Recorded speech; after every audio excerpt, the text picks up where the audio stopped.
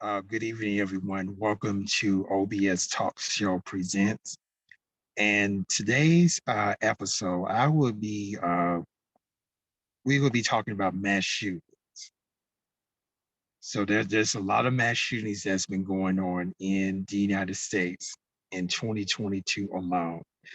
So I'm going to be providing some statistical information as well as some other news and information pertaining to mass shootings. So so when we talk about mass shootings, we're talking about 2022 alone. And if possible, we will have a guest to come on, hopefully, to kind of help shed some light on this. But if not, I hope that I will provide enough information to kind of raise awareness on the conversation of mass shooting. So basically, there's an organization called Gun Violence Archives. This is the organization that's been tracking mass shootings since 2014. And so for the purpose of this conversation, we're talking about, for the purpose of this conversation, we're talking about mass shootings that took place in the year 2022. So that's what we're talking about today up to this point, which is July 27th. So according to Gun Violence Archives, the definition of a mass shooting, according to Gun Violence Archives, is when you have 3 or more people that have been shot. Again, according to Gun Violence Archives, they define a mass shooting as when 3 or more people have been shot. It could be that all 3 of them were killed, or it could be that, either one person had died, or 2 persons have died, or what have you, or all 3 of them have died, or it's a combination of deaths, and just being injured or wounded. So according to Gun Violence Archives, that's how they define a mass shooting. So statistically, according to the Gun Violence Archives, they have noticed that in 2022 so far, we're like halfway through the year, there has been 278 mass shootings. This also includes the mass shooting that took place in Vestavia Hills, Alabama, which is a suburb of Birmingham. So that 278 also includes the shooting that took place at St. Stephen's Episcopal Church in Vestavia Hills, Alabama, which is right outside of Birmingham. Now, of those 278 mass shootings, there's been 38 mass shootings. I would say 39, because we include the one in that's outside of Birmingham. There's been 39 mass shootings since the elementary school shooting that took place on May 24th in a small town called Uvalde, Texas, in which 19 children and 2 teachers was killed. There's been 14 mass shootings in which there was 4 or more fatalities. But the average has been 3. So that constitutes what a mass shooting is where you have 3 or more fatalities. So 3 is the average. Okay. Now, of those 278 mass shootings, 25 of them took place at a school. That includes Robb Elementary School in Uvalde, Texas.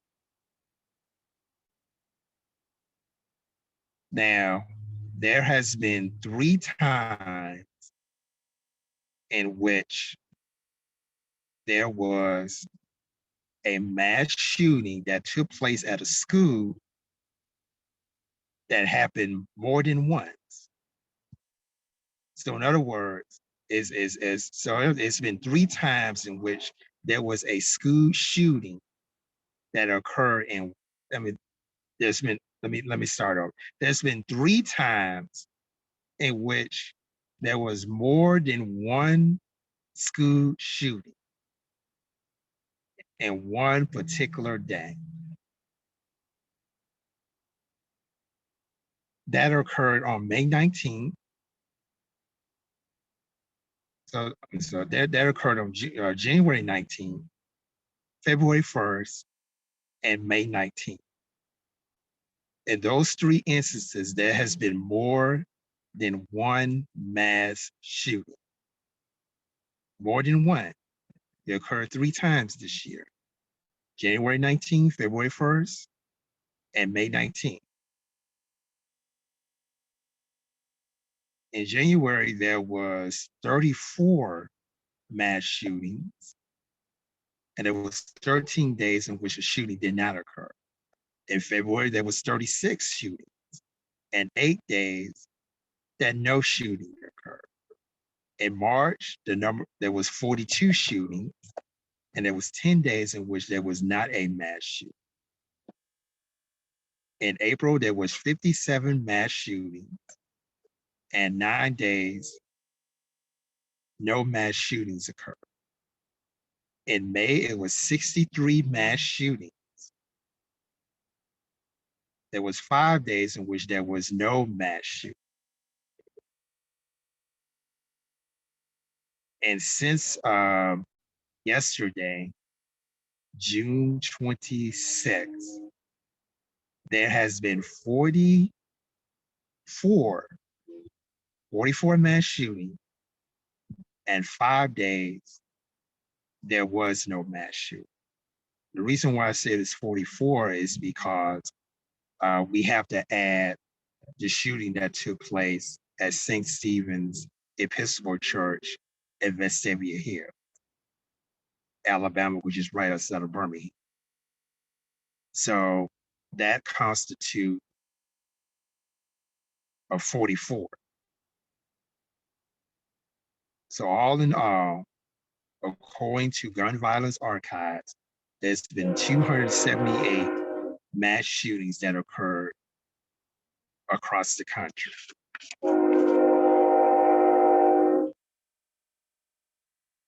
In 2021, there was 700 mass shootings. In 2020, there was 611. And in 2019, there was 417 mass shootings. Now, the Gun Violence Archives Initiative has started a database of mass shootings and provided statistics as far as mass shootings is concerned since 2014. So we can't forget about the Parkland shooting that took place. The shooting that took place at a movie theater in Aurora, Colorado, which is outside of Denver.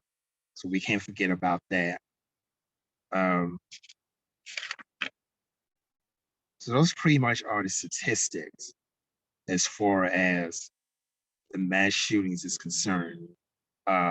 This was in 2022.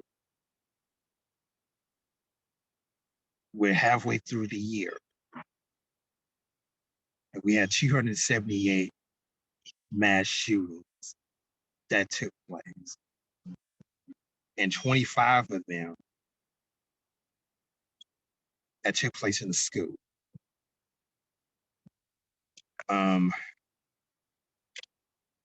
Folks, this is a really serious problem,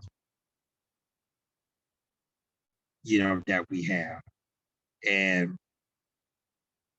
obviously there's a lot of public outcry and there's a lot of mixed emotions,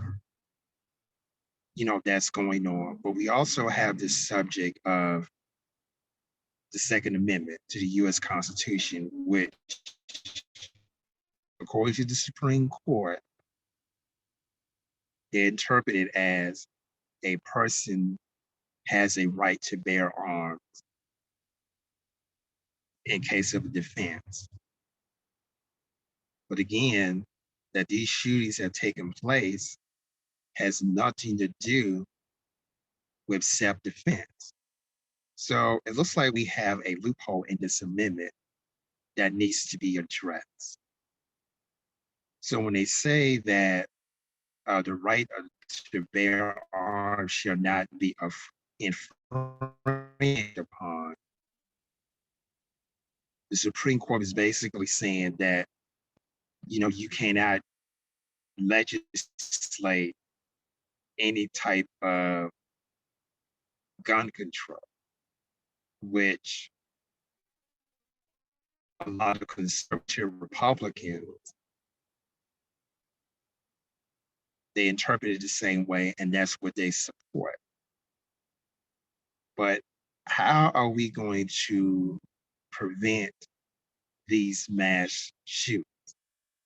The one that took place in Robb Elementary School was in Uvalde, Texas, was very unique because you had a lot of police officers that was present on the scene that really did not take action until an hour later. And by that time, you have about 21 people that was killed. There was reports that the officers had, a tough time getting to the school. There's been rumors that police officers, they got their kids out of the school first before they decide to do anything. There's been reports that it took even though the officers was present on the scene, it took them an hour to really do anything. And that there was no body cam footage. So all of this stuff is going on, and now there's a public outcry that these officers not only should be on administrative leave, but they also should be fired. Now I'm going to give you some statistics and some news, but I'm also going to provide some commentary as well. So I hope that you'll be able to distinguish which is which. So I won't be speaking, on behalf of the network, itself. So if I wanted to throw that disclaimer out there, I just did. And so what needs to happen is that we need to revisit the Second Amendment because over time in history, there has been a different interpretation of what the Second Amendment means. So the first part talks about having a well-regulated militia. And then the second part of the Second Amendment, it appears to say that the individuals have the right to bear arms and that should not be infringed upon. So that is the interpretation that the Supreme Court, had. And now we are seeing in recent history how conservative Republicans are making that an issue, and that now that we are in the midterm elections this year in 2022, we found out that a lot of Republican candidates are not only making that an issue, but they promised that they would uphold the Second Amendment of the Constitution. But they have nothing to say about the mass shootings that have taken place this year alone, yet alone 2019 to 2021. So which means they really don't care that there are mass shootings and that gun violence is out of control and a lot of people are getting killed. That's the reality of it. They don't care. And obviously that their base does not care because somehow these folks are being elected. Those candidates who, are strict pro-gun, they are strict pro-life, and you can't say that you are pro-life and you continually, not to, respond or react to rampant gun violence that's going on in this country and the mass shootings, that has taken place.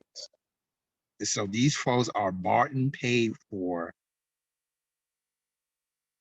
by gun lobbyists, and organizations that strictly, fight to protect the Second Amendment, like rifles. And these folks are bought and paid for by these organizations, to push the gun pro-life, agenda, but concern over the numerous of people that have been killed and the numerous of mass shootings that have taken place. So, in my opinion, we definitely need to revisit the Second Amendment and find out what that really means. And what I mean by that, in the founding fathers, have put that together. What did the founding fathers? What was their interpretation? So what was their interpretation of the Second Amendment? Because the interpretation that we have today, I don't believe that was the original interpretation that the founding fathers, had. So we definitely need to revisit that. There has been numerous occasions to where the Supreme Court had struck down gun control laws. Most recently was in New York City. In other places like Minneapolis, Minnesota, they have literally defund their police department and decided that they was going to rebuild the police department from the ground up. There has been, in some cases, to where some cities have restrict, their police department in terms of, how much force can be used on a suspect. They are required to have their body cams on at all times, and that their body cam footage is a mandatory part of the investigation. You have an initiative called 8 Can't Wait, to where there are like 8 restrictions that the police department have to abide to. And also includes the no knock warrant. and that simply means that, in order to search a person's house, not only do you have to have a warrant, but you have to, officially, knock on their door and present the warrant, to them. That has not, the reason why that came about was the murder of Breonna Taylor. And they tried to pin it on the boyfriend, but the boyfriend uh, was clear of any, wrongdoing. That was a bad, terrible mistake on the part of the police department. And so that's where a lot of cities have started instituting the no knock warrant policy.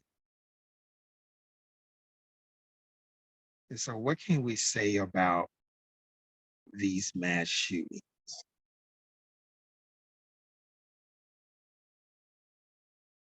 Why do these mass shootings occur? Who are the people that are conducting these mass shootings? And why should we be alarmed about them?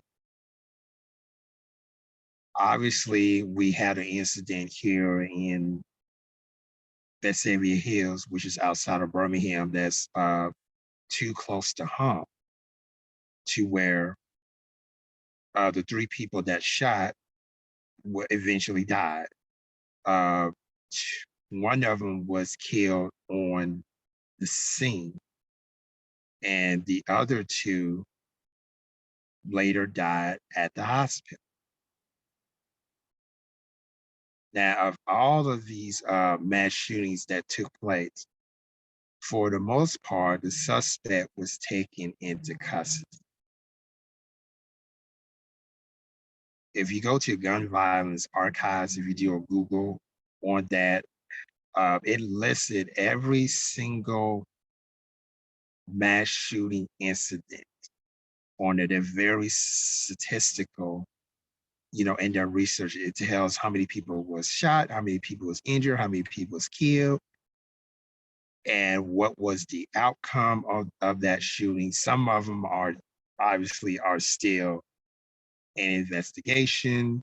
And then you have some officer involved shootings as well, that's being taken over either by the state police, and some of them have even been turned over to the FBI.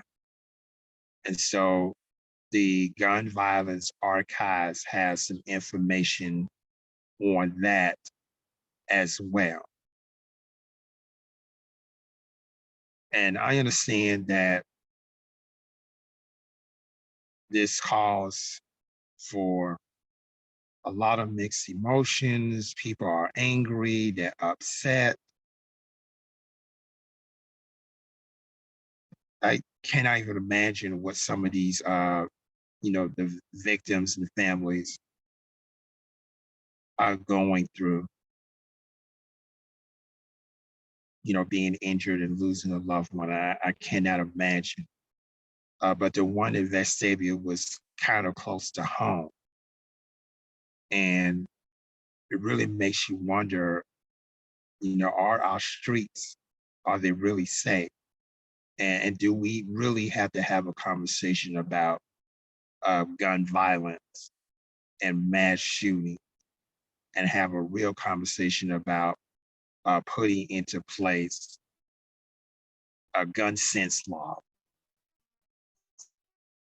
So what I mean by gun sense law, what I mean is those laws that put in place to not only, keep people safe in their streets, in their communities, in their neighborhoods, but also address what type of weapons do not need to be out in the street.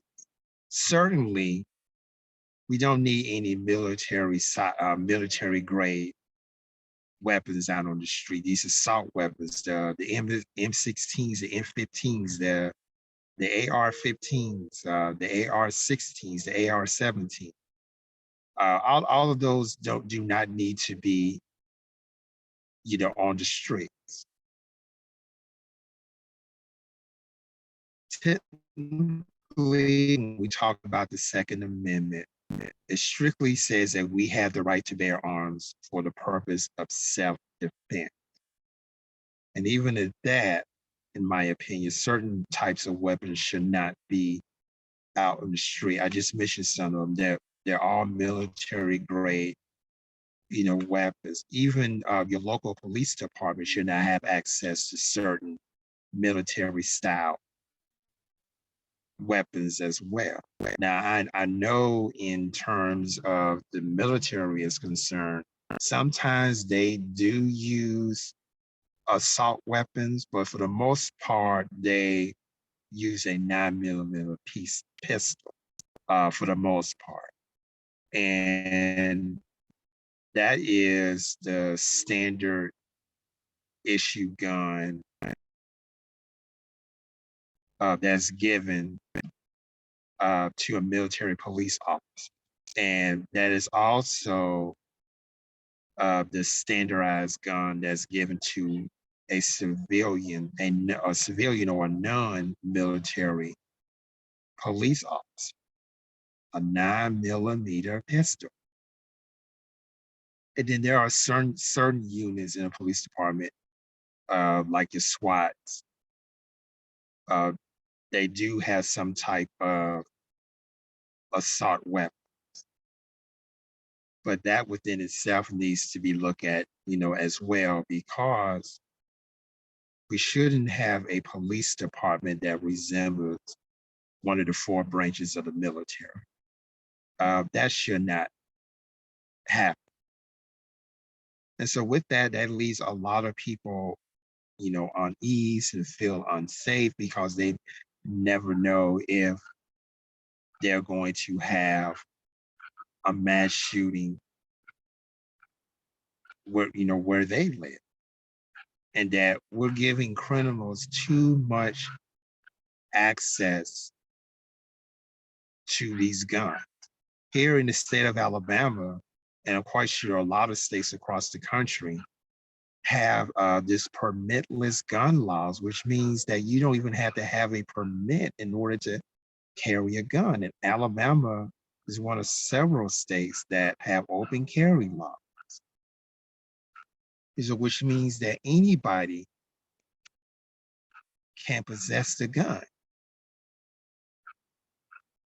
And that is so dangerous because now we don't know who is a law-abiding citizen or who's, with a gun and who's not a law-abiding citizen with a gun. It's like we're all in the same pot. Now, we cannot distinguish, who's who, because according to the law in Alabama, anybody could carry a gun, for the most part. Now, there are some instances in which, a person who is defined as a criminal, who's in the criminal justice system or who's in the prison system, cannot carry a gun. But there's some loopholes in that as well, because somehow criminals inmates who, who are part of the prison system, and they get out, they find themselves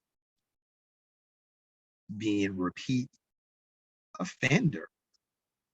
And that's something that needs to be addressed as well.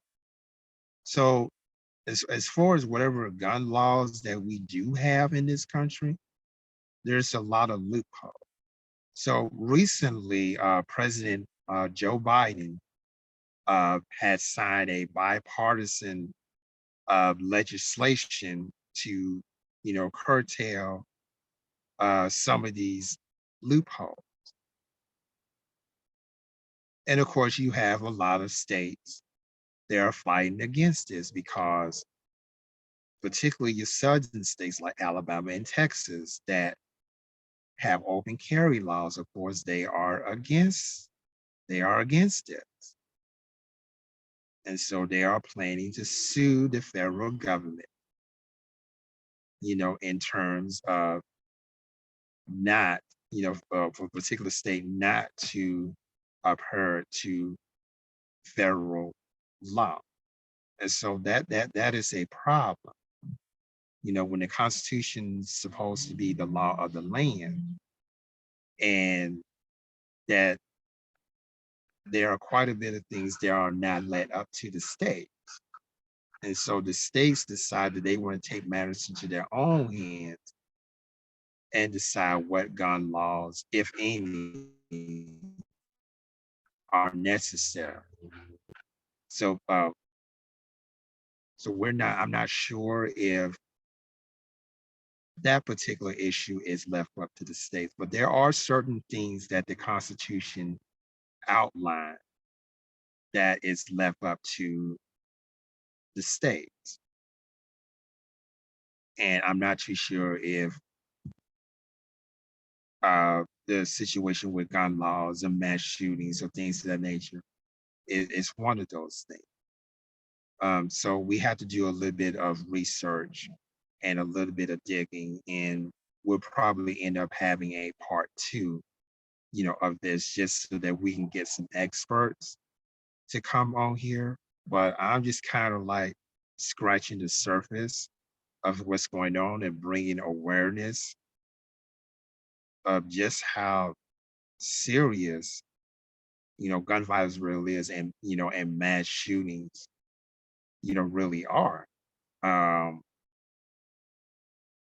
because America is becoming more and more violent, and pretty much across the board politically, we are divided as to how we are to deal with it. You have some people that are advocates of gun sense laws. That means, keeping people safe out in their communities and out in the street when they're going about, and making sure that there are guidelines and parameters for those who want to own a gun and how to use it properly. Then the third thing is we have to make sure that we keep guns out of the hands of criminals, especially those that have committed violent crimes in the past and repeat offenders. So that can be armed robbery, that can be armed larceny, armed theft, murder, attempted murder, things of that nature. So these are some of the things that we have to discuss. And in a future broadcast here, we hope to invite some experts who can go a little deeper and talk about gun violence and talk about mass shootings, and and how that is affecting American way of life. But this is kind of like scratching the surface of what's going on.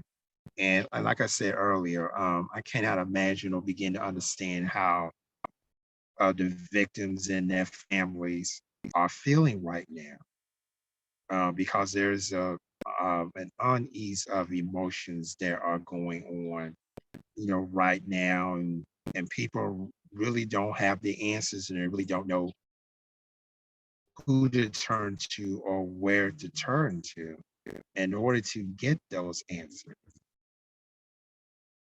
And we see that advocates across the country are even divided on what is the best course of action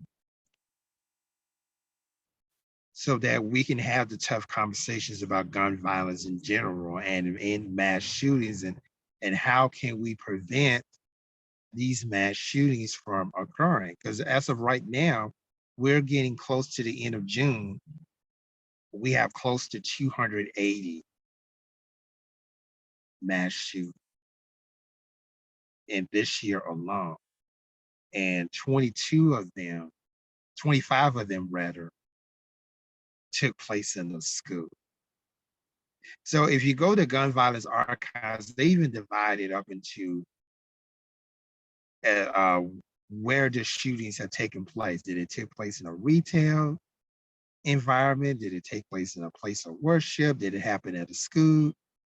So they are really specific. Gun violence archives, I really want you to look them up. So they're really specific.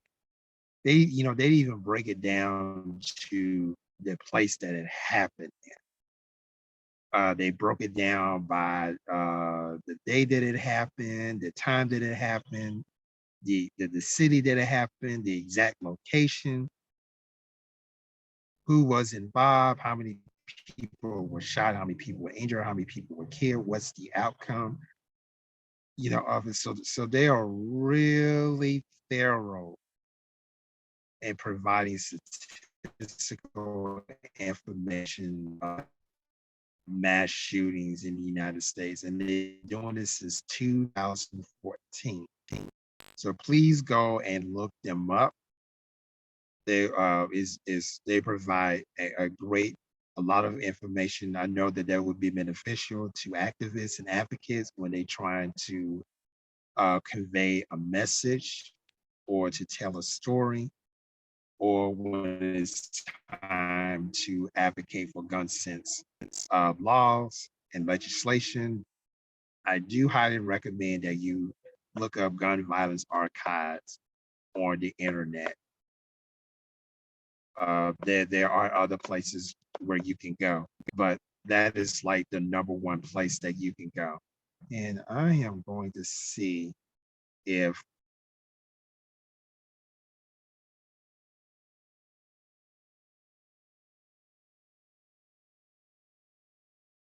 I'm going to see if I can share my screen here.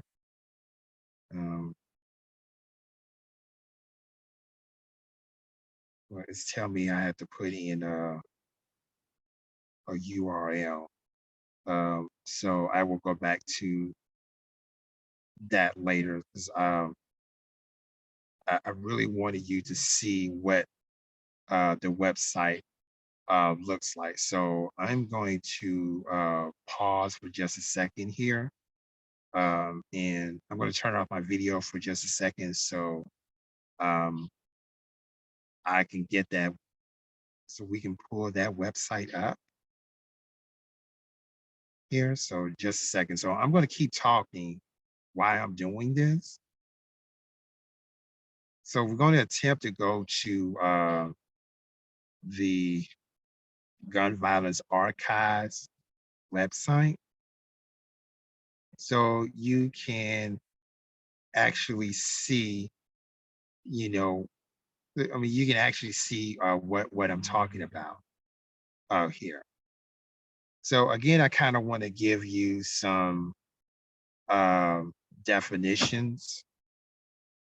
A Stanford University MSA data project defines a mass shooting as 3 or more persons shot in one incident, excluding perpetrators, at one location at roughly the same time. This excluding shootings associated with organized crime, gangs, or drug wars.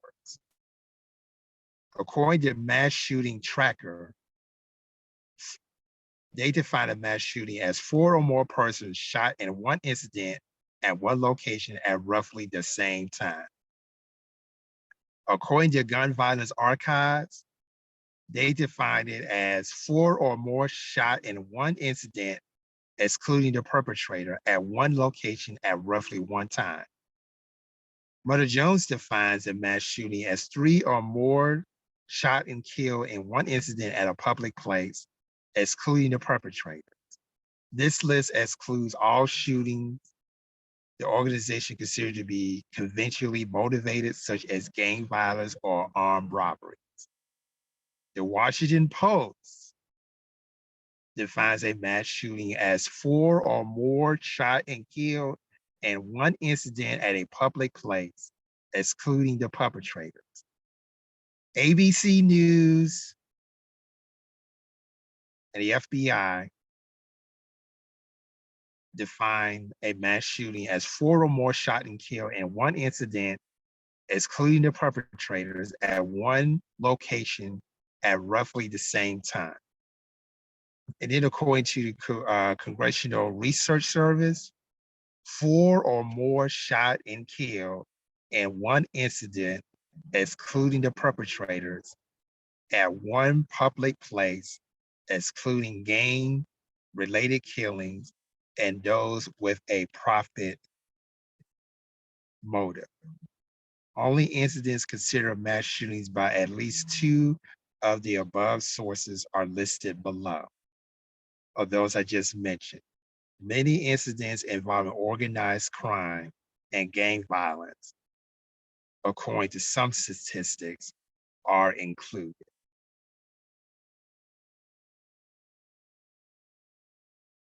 Gun Violence Archives, a nonprofit research group run by Tracy Halton that tracks shootings and their characteristics in the United States, define a mass shooting as an incident in which 4 or more people, excluding the perpetrators, are shot in one location at roughly the same time.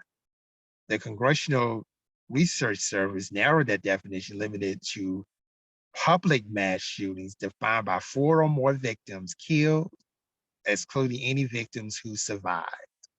The Washington Post and Mother Jones use similar definitions, with the latter acknowledging that their definition is a conservative measure of the problem, as many shootings are with fewer fatalities occur.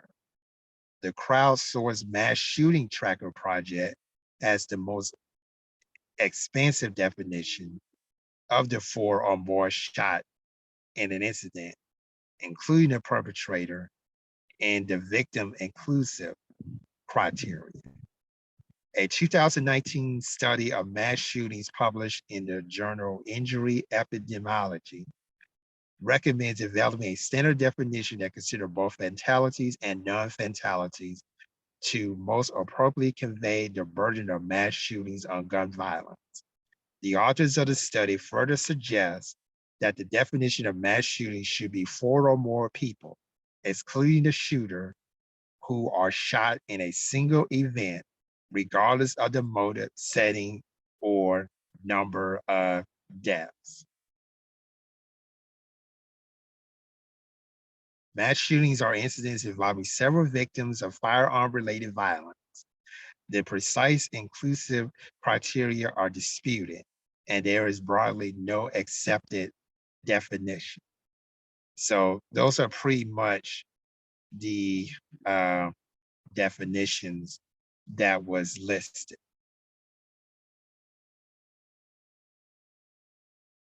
So again, so they divided among where it occurred at a school or university, or did it occur in a place of worship?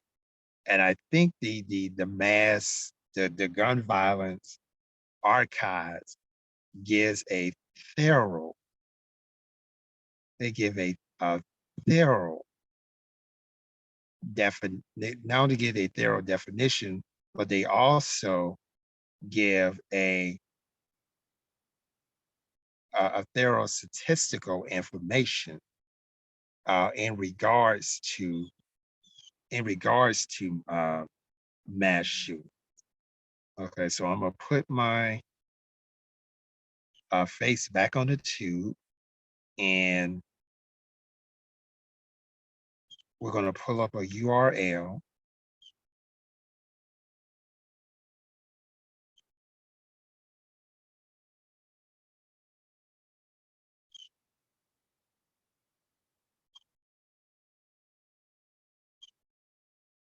Okay, hold on.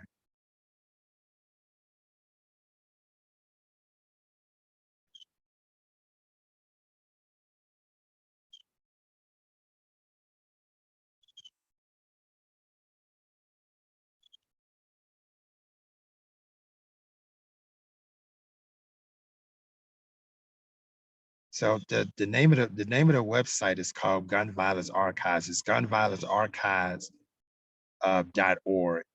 So I'm trying to pull the URL here.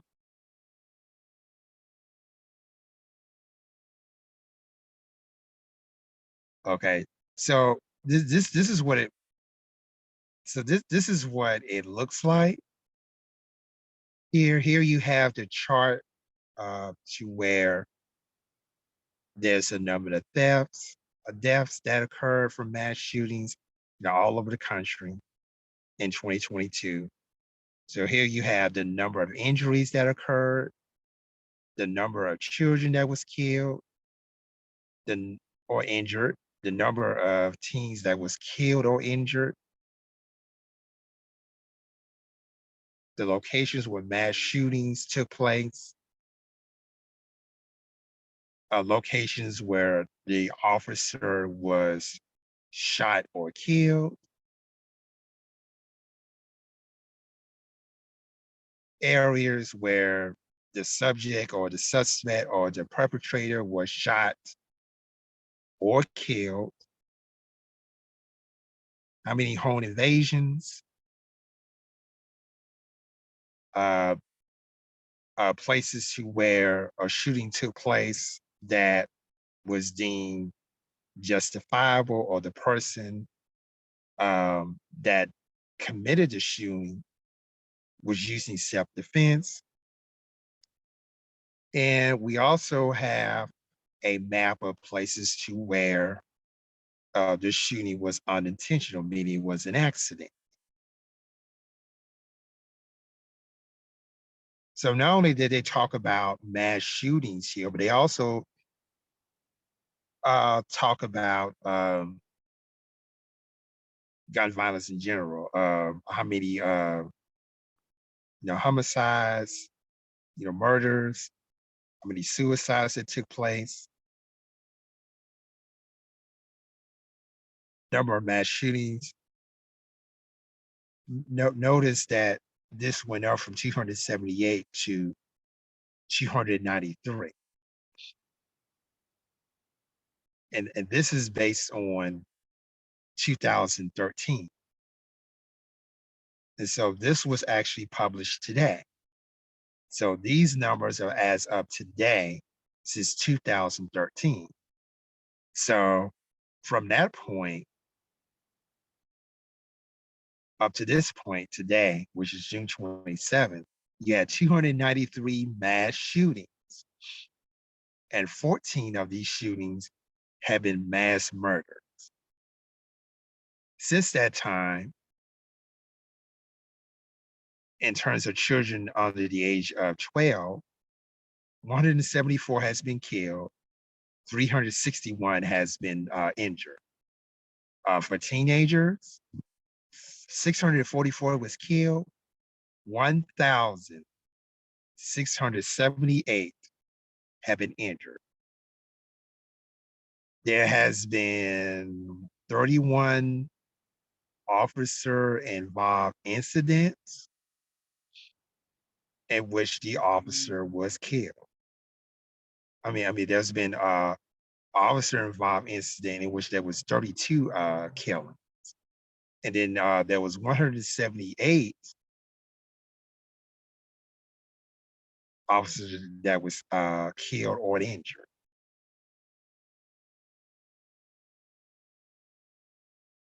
That's this year.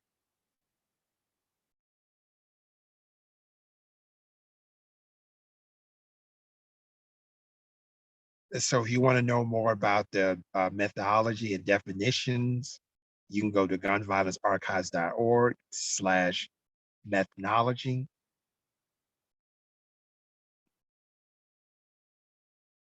This data source has been verified on June 25th. And so this is very, I mean, it has charts, it has maps, it has congressional reports. It breaks down the information that's on there. So this is a really fantastic resource. They even got this chart here to So uh, they even have this they even have this chart here to where they even had this chart where they break it down by different scenarios. You got suicide by gun. You had the mass shootings here, mass suicides. How many teenagers were killed and injured? How many children was killed and injured? So it's really is really very thorough. So let's kind of give you some scenarios here. Like let's go to explain.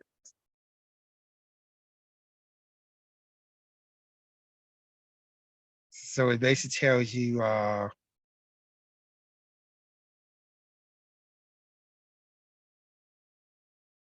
gives you a definition of what a suicide is, what a mass shooting is. Yeah, so that's the explainer portion. They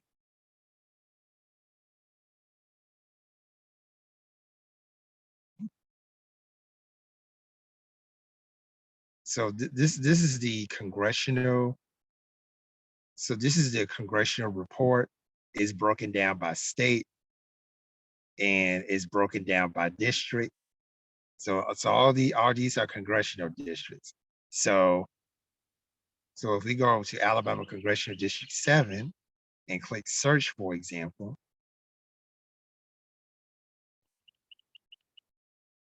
it gives you a list of all the it gives you a list of all the residents.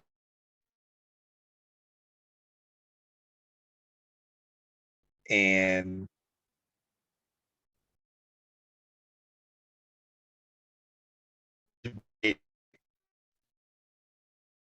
it, they broke it down. They broke it down by state. So they broke it down by state. Um, and they also give a list the of your Senate and your senator and representatives, and they broke it down by state. So in this methodology page that we go to,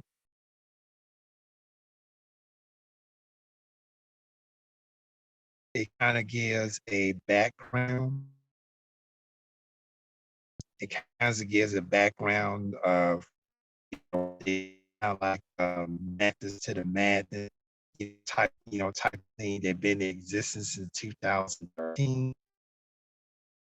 So then they have all these charts here: unintentional shootings, defensive use, home invasions, the number of teens that was killed, injured, number of children that was injured, injuries 22,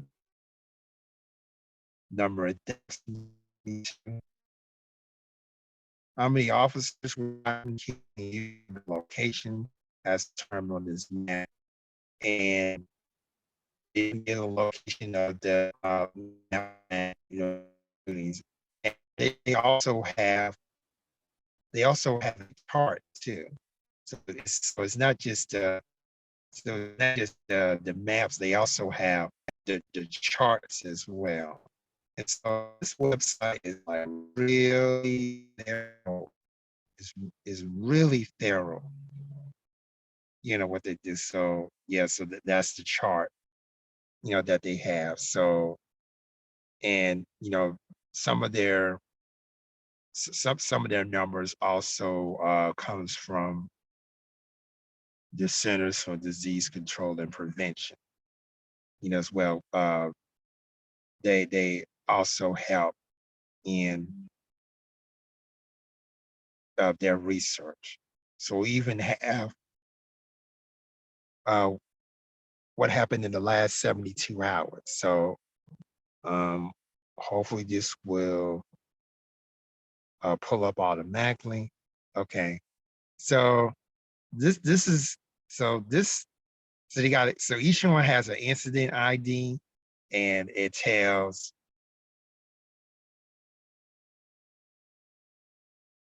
all the shootings that happened. They got the date on here, the city and state that happened, the exact address, if any, how many people were killed, how many people was injured.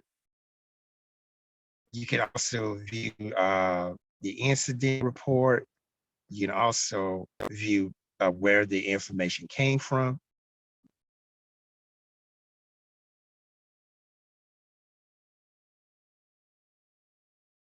So this is in the last 22 hours. So as you can see, um, some new reports have came, like some of these would not regard as a mass shooting,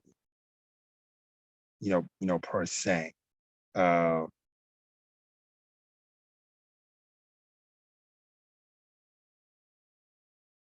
because again, a mass shooting is for the most part, universal wise, is where three or four or more people were shot and or killed in one specific location. So I'm trying to pull up and see, where, we have, three or more people. So, here we go right here. So we got 5 people here. Let's see that was injured. And that was on yesterday in Wyona, Texas. And there you see that no people were killed, but 5 people was injured. So by definition, by definition, from gun violence archives and all the other and all the other entities I just read, this will regard to as a mass shooting, because keep in mind the definition universally says that you have 4 or more people shot and or killed in one specific location. So that right there, that incident that took place in Texas, Wyona, Texas, is considered to be a mass shooting. That took place on yesterday, June 26th. Let's see if we can find another one. Okay, right here. So you had 7 people that was injured, and this was in Sutherland, Virginia, for example. So one person was killed and 7 people was injured. So again, by the definition, that would be considered to be a mass shooting. Because here you have, one person that was killed, 2 people that was killed and 3 people that was injured. Then on the bottom, and then next to that, you have 3 people was killed and nobody was injured.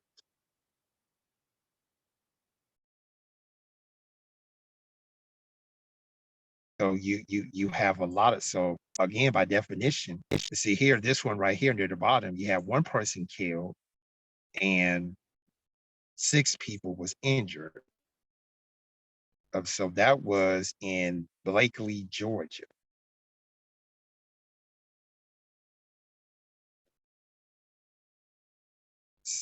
This was, now these are shootings that occurred in the last 72 hours. And while the majority of them, by definition, is not considered to be a mass shooting, obviously these shootings occurred here is of great importance by the gun violence archives for some reason or another. If you view the incident and view the source of the material, then perhaps you will probably get an understanding of what's going on. So what we're going to do is that we're going to pick, what's considered to be a mass shooting, and we're going to look at the report. So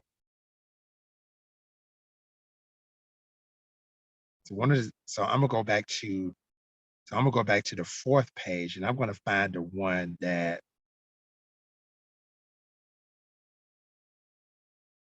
let's see, like right here, the one that, yeah, one person killed and 7 people injured. We click on there, we're gonna view incident. And so basically it gives the location or where it took place, it even had the geolocation coordinates, here. So they're real specific. So they even broke it down. So they even broke it down to the people that was actually, killed. Sometimes they would have the person's name and their exact age, as it mentioned here. As it mentioned here. So sometimes they're very, detailed. They'll say who the victim is, the name of the person that was killed. I mean, the age of the person, the age group, the gender, and what's their status. Were they killed or were they injured? And then sometimes, they will not, give that information. So they'll have the interracial characteristics, any type of notes, how many guns was involved, what type of gun. Now this says unknown, but sometimes it would list the type of gun that was used on here. And then it will provide sources.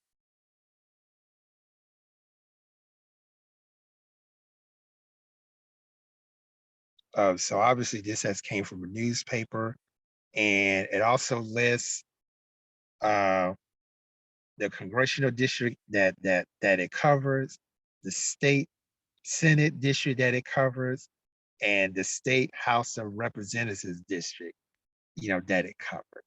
So again, it is real thorough. And if we go back to that same one, we can actually view the source. So if we view the source, so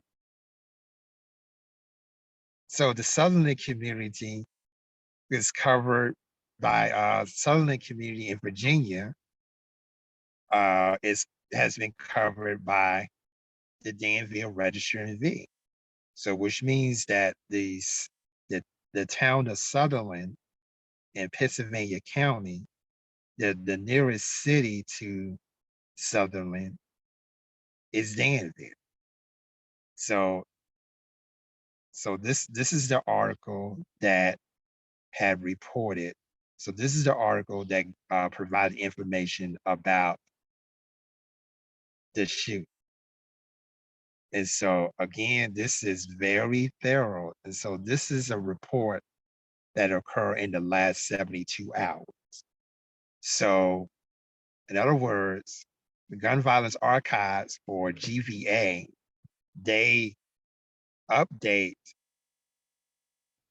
this list every 72 hours, and it goes all the way back to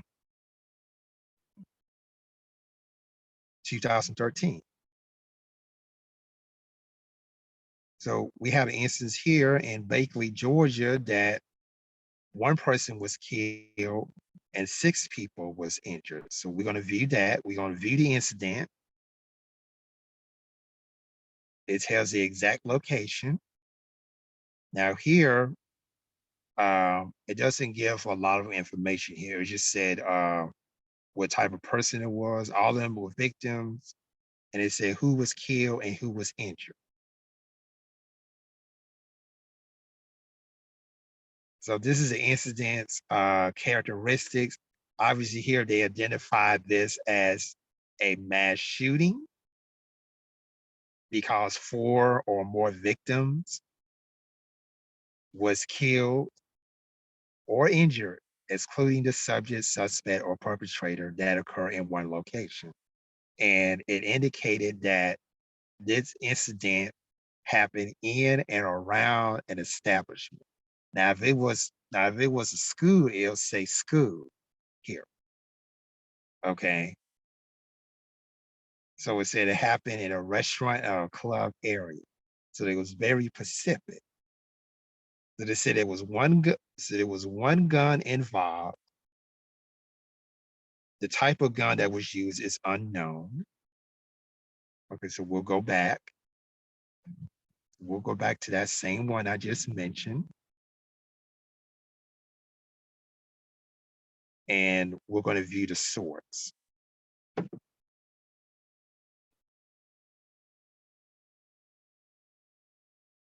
Okay, so this was covered by WALB News.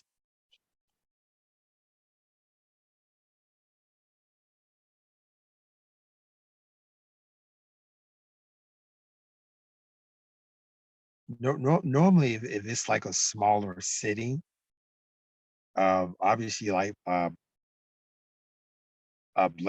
Blakely is. So it says it obviously the shooting occurred in a densely crowded area of the nightclub and food establishment. So as you can see from the summary that it said it happened in an entertainment establishment or restaurant, and so they linked this article for more information. So this is Early County Sheriff's Office. So that's where Blakely, is located. And it looks like looks like the next largest city here is it doesn't say what the nearest city is, that Blakely is, but I think if we you know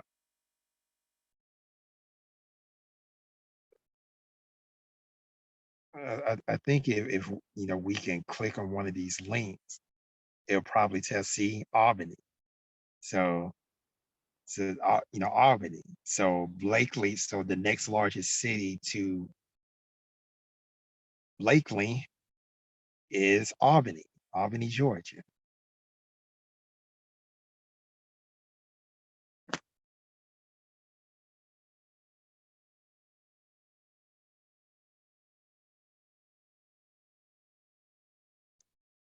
Is yes, so it's Albany, Georgia. So that's where that incident, so that's where Blakely, is located. So um one of the things I wish they did is that they divide it up, to determine if it happened at a school, did it happen at a restaurant or a nightclub or something like that. I think that would be, a whole lot better. But this is not bad at all. I mean, this is really thorough.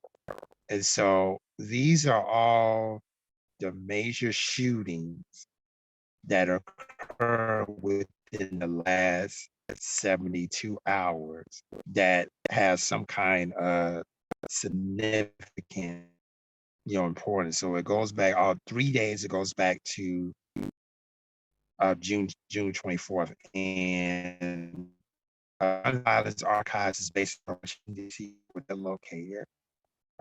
They're not a. This is not a government agency. This is an independent agency outside the federal government. They are a nonprofit. So this kind of give and explain, what they are. So it's a nonprofit corporation. So they're not a government entity. If you want to, so this is their website, gunviolencearchives.com. They have a Facebook page, so that's their Facebook page, facebook.com/gunviolencearchives, and they on Twitter at gun deaths.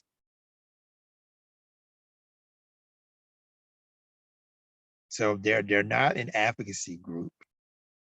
So they pretty much document gun violence and gun crimes nationally to provide independent, verified data to those who need to use it in their research, advocacy, and writing, as I mentioned before. So this right here is a great resource. So this is a great resource for advocates and researchers if you wanted to get information about um, a specific incident, including mass shootings. Because if you go to a lot of rallies and marches and you hear people speak and they give out statistics, 9 times out of 10, they've been doing some type of research over here. So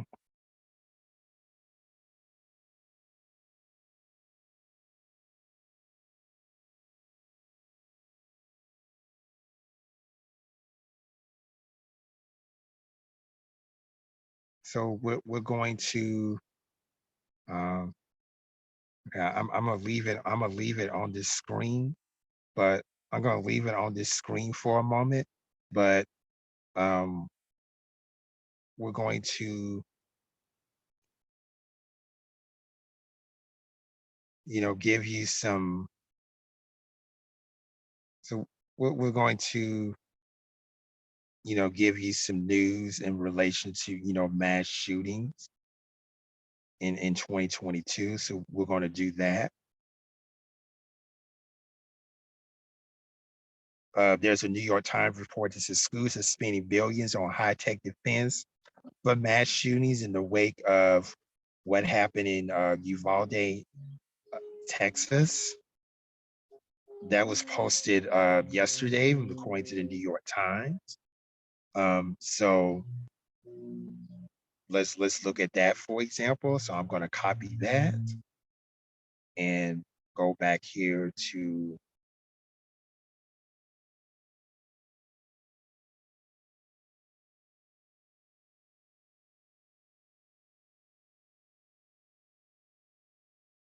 so this is an article from, the New York Times. Schools are spending billions on high-tech defense for mass shooting.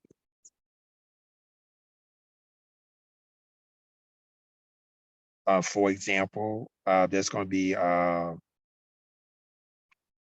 $5 million crisis management services through Cobb County School District, for example.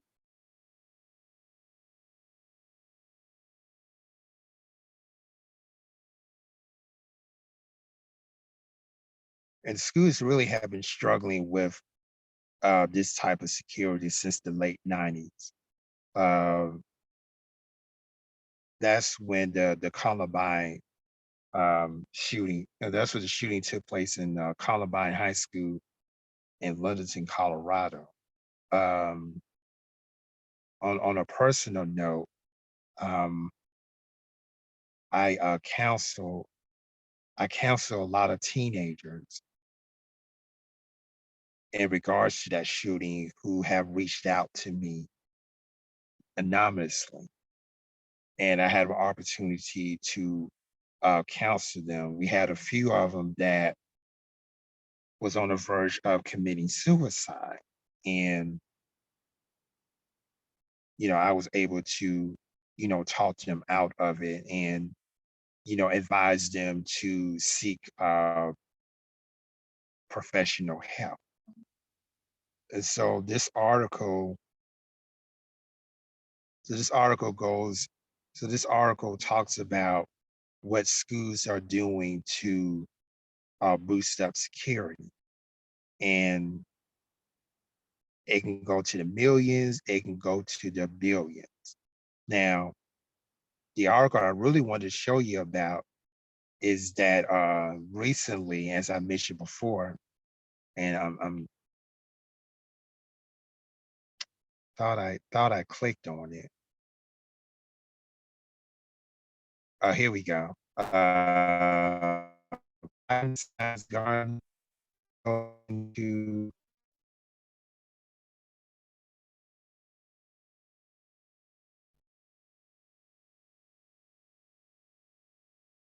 into law. Okay, I obviously got to sign. Obviously, I got to sign in. Obviously, I got to sign in to read that. But so let's pause out of here for a second, and I'm gonna try to pull up an article. I'm gonna try to pull up an article, not from the New York Times, but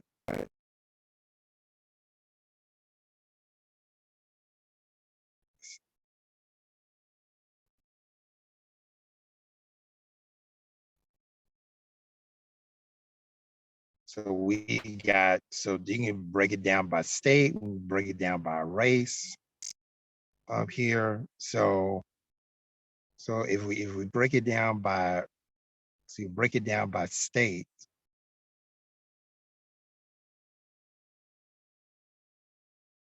there's a lot of places that,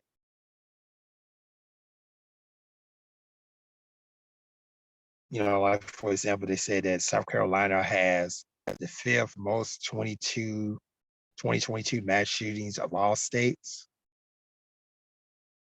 And this again, according to Gun Violence Archive. Then it has, then it talks about the May 14th racist attack in Buffalo, New York that occurred on May 14th. That is also included. In there, it talks about the 27 school shootings that took place. I know I said 25, but there was two others that eventually that was classified as a school shooting. And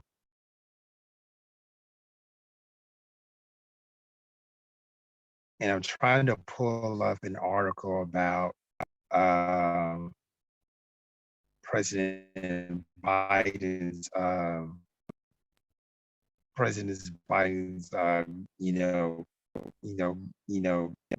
gun law bill here.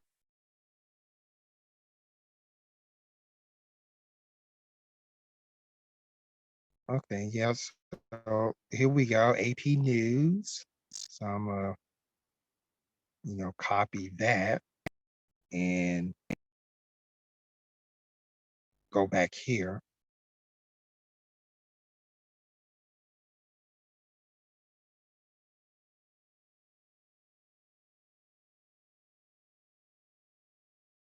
So here we go.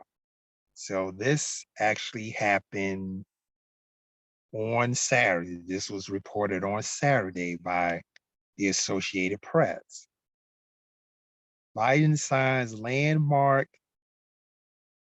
gun measure.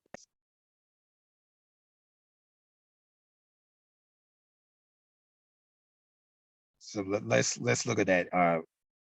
President Joe Biden on Saturday signed the most sweeping gun violence bill in decades, a bipartisan compromise that seems unimaginable until a recent series of mass shootings, including the massacre of 19 students and 2 teachers at a Texas elementary school.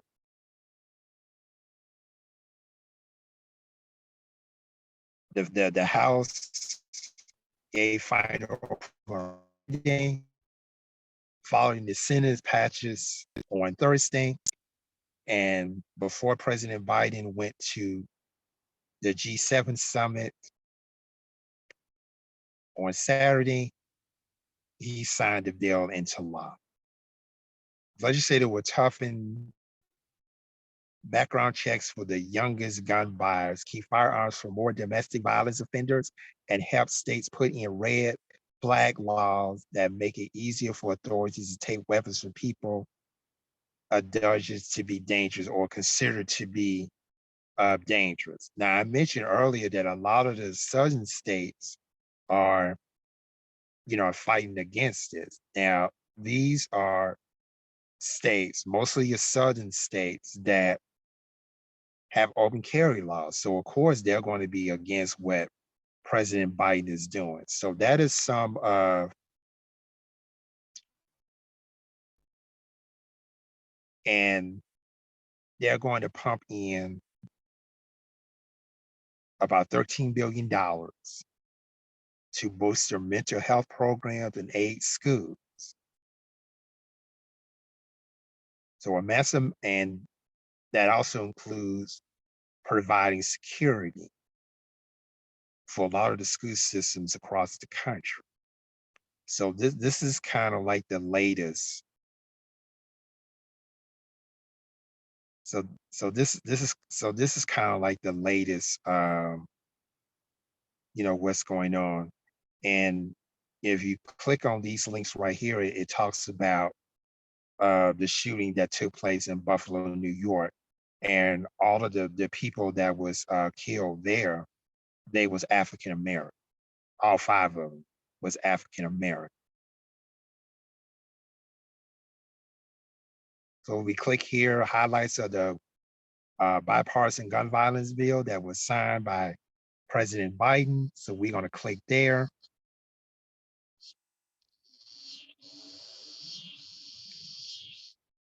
So this is what this is what the bill.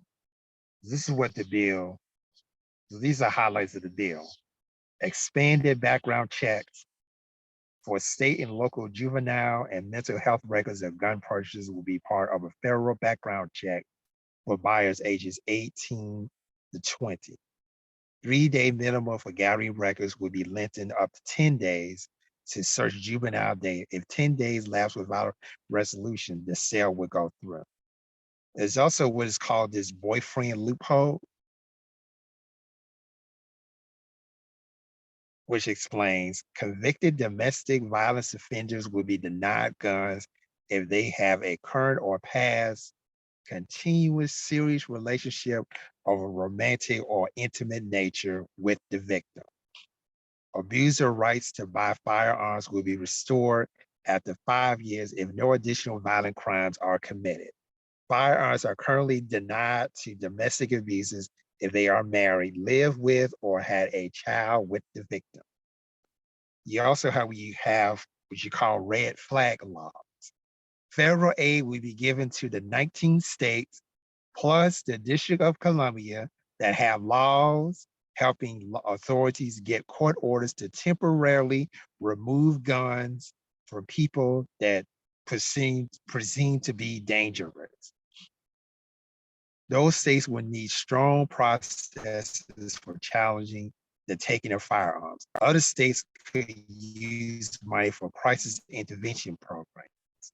Okay, let's go on. Part of that talks about the mental health. The bill will expand community behavioral health clinics, help states bolster mental health programs in schools, and provide more mental health consultations remote. So you have the education piece. The bill would increase spending on school mental health, crisis intervention, violent prevention programs, mental health worker training, and school safety. Federal licensed gun dealers. Current law requires that people engage in the business of selling guns, they have to be licensed, which means they must conduct background checks. The bill defines that as selling firearms to predominantly earn a profit and an effort to prosecute people who evade the requirement. This bill would create federal guns for gun traffickers and straw purchasers who buy guns for people who do not pass background checks illegal. The penalties are up to 25 years in prison. Such offenders are now primarily prosecuted for paperwork violations.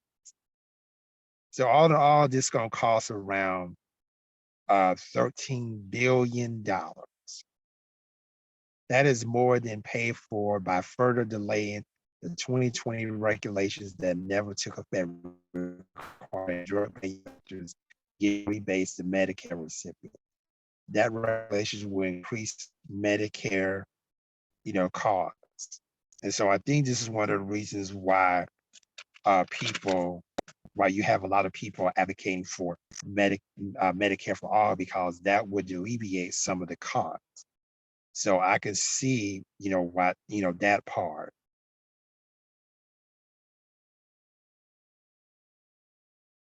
We talked about right here that I mentioned earlier that in certain states, the Supreme Court had struck down some gun laws. This is prior to federal gun violence. Federal gun legislation. So, for example, in New York, the Supreme Court struck down a New York tight restriction on who can carry a handgun. Condemnation erupted from liberal leaders and activists. So they struck down a law in New York that would determine who will have access to a gun. And so they believe that not everyone have access to a gun, criminals in particular. So again, this goes back to the original definition of, or the original interpretation of the Second Amendment of the U.S. Constitution. So you can read that for yourself.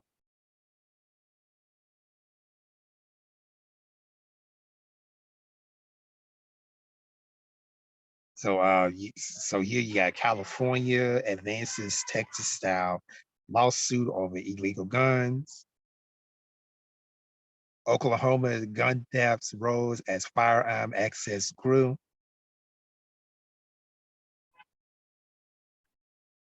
So you can see Oklahoma is another state that has an open carry law.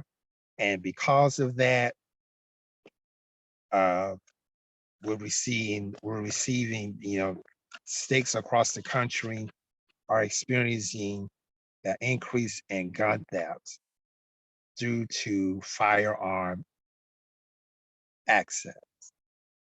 Rulers could undo strict Hawaii, carry law. So Hawaii may be another state that may become an open carry law. And again, they're saying that the law was unconstitutional. According to Supreme Court Justice Clarence Thomas, he said that the New York system had violated Second Amendment right to keep and bear arms. So New York Governor Kathy Hochul has been in the news a lot, in terms of this, as well.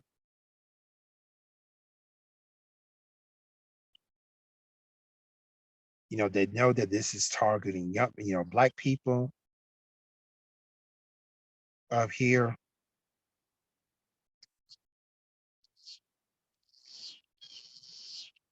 Black people face 78% of gun felony possession charges in New York State last year, while only making up 18% of the population in New York State, compared to 7% of prosecution and 70% of the population for non-Hispanic white. So a lot of the people in New York that are in prison for felony gun possession are African Americans at 78%. Over 90% of people arrested in New York City alone on charges of possession of loaded firearm are Black and or Latino, according to the filing, although non-Hispanic whites nearly compose of 1/3 of the city population. So but as you can tell from the statistics here, I mean, as you can tell from all the incidents, that the majority of the mass shootings have not occurred by African Americans. A lot of the shootings occurred when non-Hispanic, was non-Hispanic, non-Latino. The majority of them have not been committed by people of color. Also, too, we saw an increase of gun related crimes and gun related shootings and thefts as a result that comes from that started out as being domestic violence incident due to the shutdown of society during COVID-19 in the past 2 years.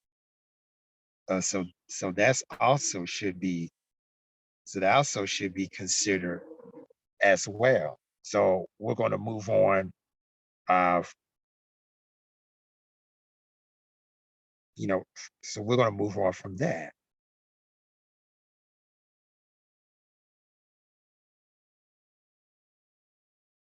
and we're going to see if we can find some. And we're going to see if we can find some more information here. And like I said, we're going to have a part two to where we hope that we have some. We hope that we have some experts to come on to actually give their expertise on this. American struggles with mass shootings. So this comes from CNN. So um, we definitely want to look at that. So going back here to sharing my screen, we're going to paste that, and we're going to go to an article on CNN.com. Uh, that talks about this. This was posted yesterday afternoon.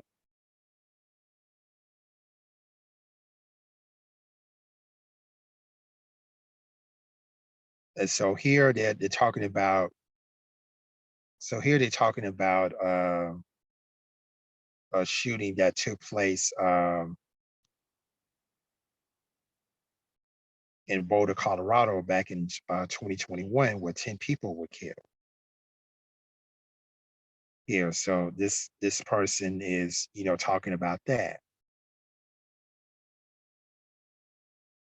and obviously there's a lot of fear and anxiety in regards to gun violence and several high profile mass shootings or mass shootings in general.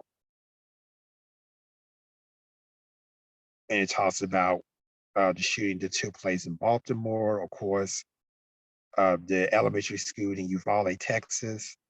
Obviously, obviously, it's a high profile mass shooting, and it really talks, and it really gives his thumbs up to the gun violence archive, which you have seen so far. And there's a lot of personal stories here. And so you definitely want to, you definitely want to read about this. It even talks about what happened in Buffalo, where 5 people was killed, and they was all African American.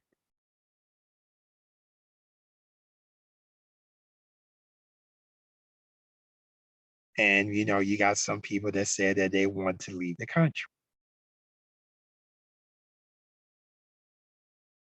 One mother said that she dreads sending her kids to school. Here's another parent that feels like she's helpless as she sent her kindergarten to school.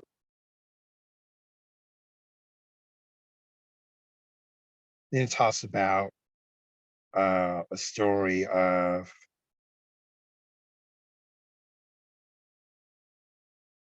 a person that had owned a gun for the first time, and how he felt about that.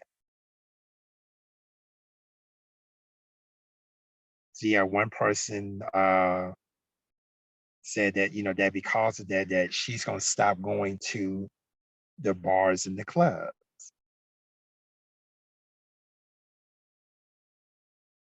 Then you have one person that decided that because of the threat of a school shooter, that she's going to retire from teaching early.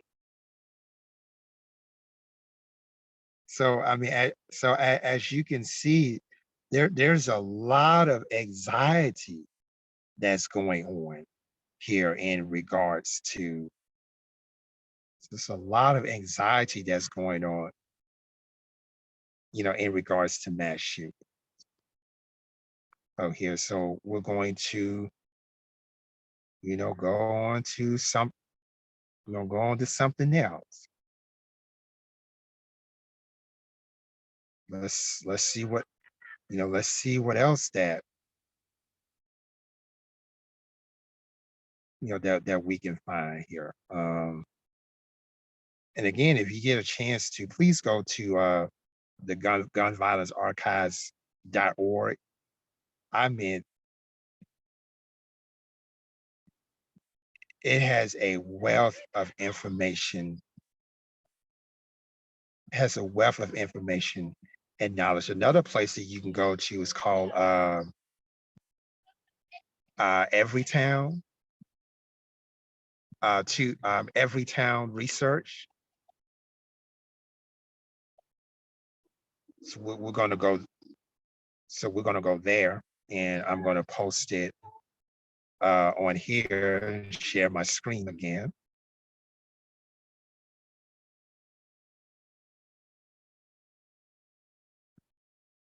So besides the gun violence archives, here is another. Here is another. Here's another website. That you can go to. So they're saying here, okay, again, by definition, it has to be four definition of a mass shooting is 4 or more people, excluding the suspect, the perpetrator, the shooter, that took place in one particular location.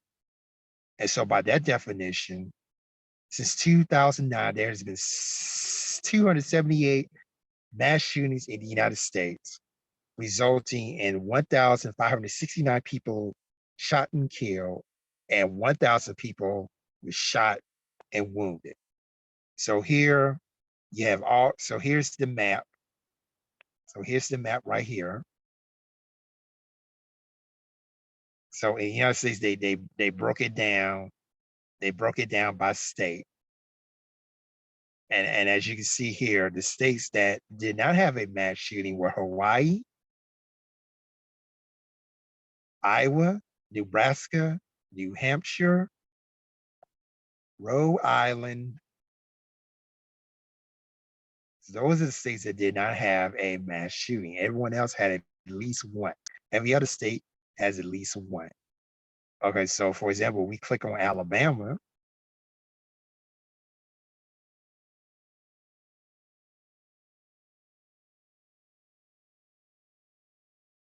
As you can see, they had 5 mass shooting.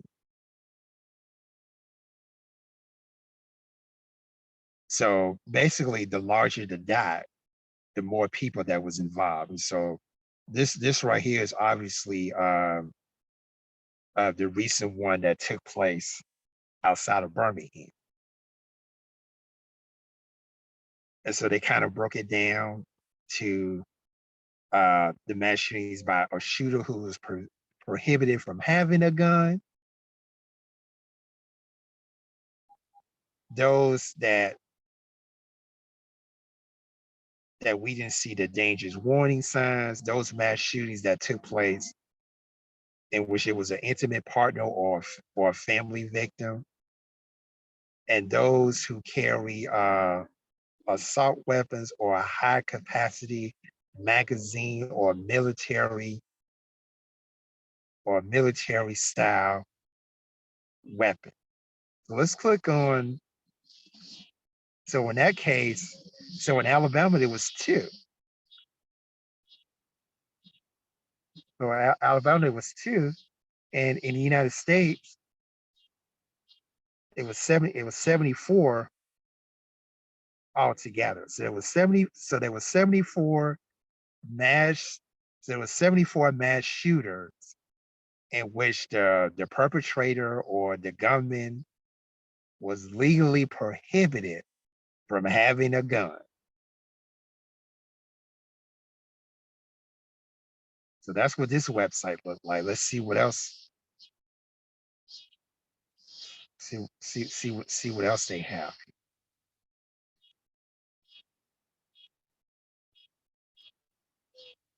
So these are, so in this research effort, it's backed by the Survivor Network, the Student Demand Action, and Mom Demands Action.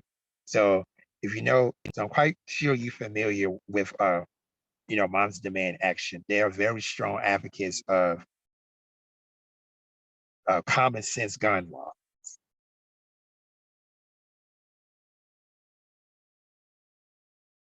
So on here they have this 2022 gun law rank, and we're going to go here. We'll click on that and see if we can click that.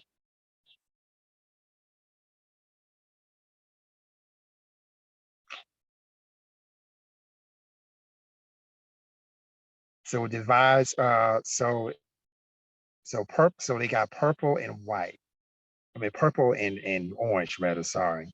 So the purple represents how strong the gun laws are, and the orange rates gun thefts per 100,000 people. So these are your leaders: California, Hawaii, New York, Massachusetts, Connecticut, Illinois, Maryland, and New Jersey. And so these are the states that are making progress: Washington, Colorado, Oregon, Rhode Island, Delaware, Virginia, Pennsylvania, New Mexico, and Minnesota. These are your top four. Now, as you can see, Alabama is number 29, when it comes to gun laws. So as you can see, they're very weak in this area, but notice that they have a lot more, gun theft. I mean, there's a lot of, gun related theft. I mean, gun related shootings and thefts per 100,000 people. Same thing for Louisiana, another southern state, which is higher than Alabama. I mean, which they have a stronger system, but their gun-related deaths per 100,000 people is higher than Alabama is. And then on the bottom here, these are the bottom states. So Mississippi has the worst gun laws in the country, and they have the most gun-related deaths per 100,000 people. So when we compare the states head to head on the top 50 gun safety policies, a clear pattern emerges. States with strong laws see less gun violence, obviously. Instead, the 13 states that have failed to put basic protections into place, often called as national failures. So there's 13 states that that basically have little to no gun safety laws had nearly 3 times as many gun thefts as the 8 national gun safety leaders. So the average gun-related deaths per 100,000 people is ranges from 7.4 to 20.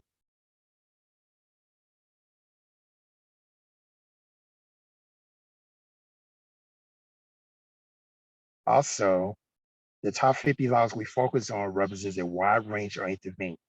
Some block gun access by people who pose a threat with a firearm, while others focus on limiting gun violence in public. Obviously, both of those are important and need to be added in such safe and common sense gun law. Some seek to increase police accountability and protect civil rights, while others set targets for bad actors in the gun industry. Again, all of those are important.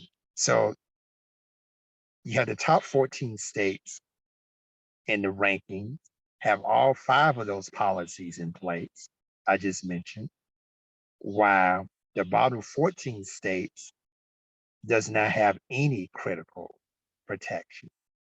And those are the 14 states that have the highest amount of gun-related deaths per 100,000 people.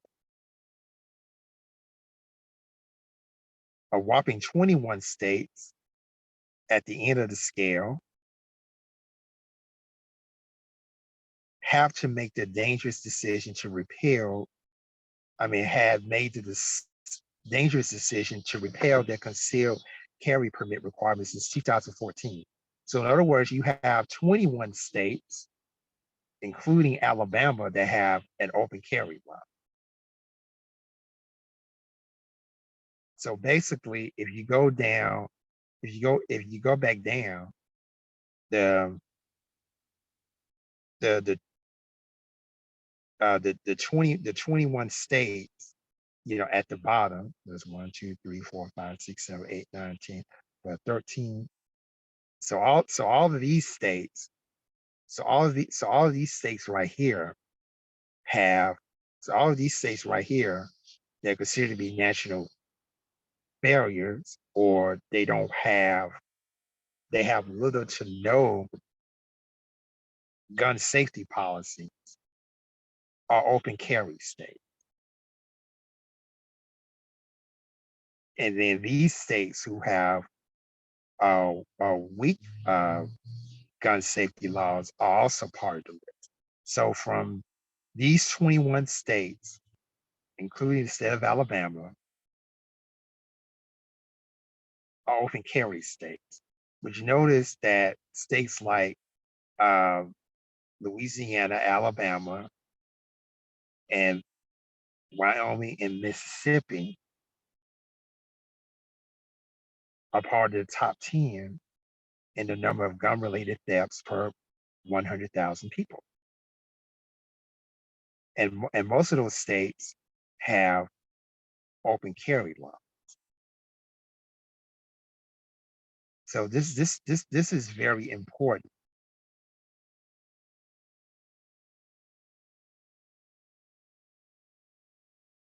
Here's some more statistics here.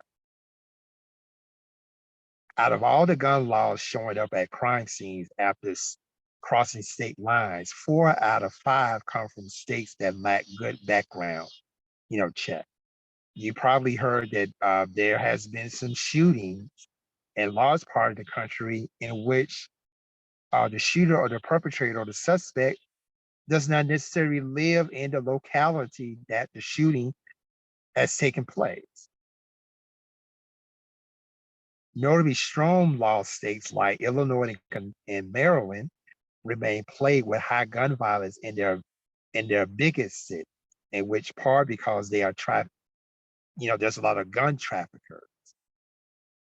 Indeed, an oversized share of light traffic crime gun recoveries in Illinois begin their journey in states with weak law. And in Virginia, which had weak law purchase laws until 2020, had long been the top supplier of crime guns into Maryland. So as you can see, the perpetrators are coming from other states. At the other end of the scale, states like New Hampshire, Vermont, and Rhode Island have unusually low gun theft rates compared with their somewhat weaker policy, in part because they are buffered by robust laws among other states in the region. So again, this is some great information that the Gun Violence Archive does not have. So this is another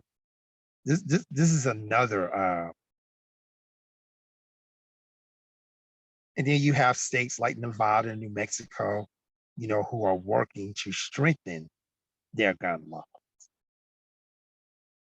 On the other end of that spectrum, Iowa repealed both its background check and carry permit laws in 2021, losing over 40% of its gun law score in 1 year. This new radical change in its score provides a partial and likely temporary explanation of its relatively low gun rate. Iowa should be concerned about future spikes in violence. But because they have repealed the background checks and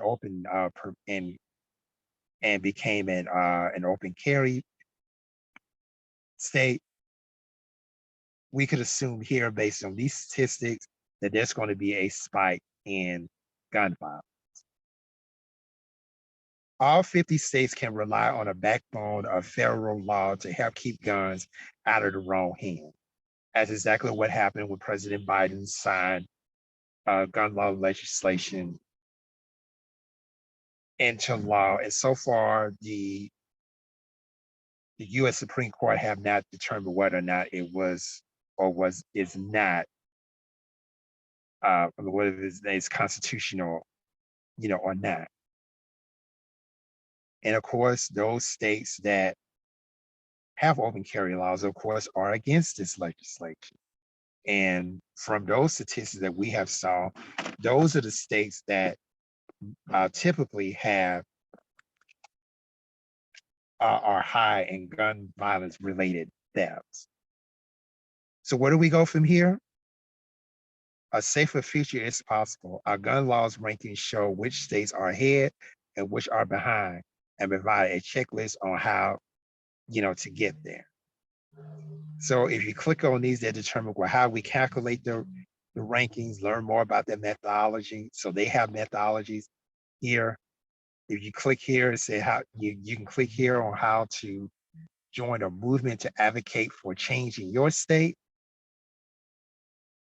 Also, it clicks here, says how gun violence impact your state. So I think it's important that we click here.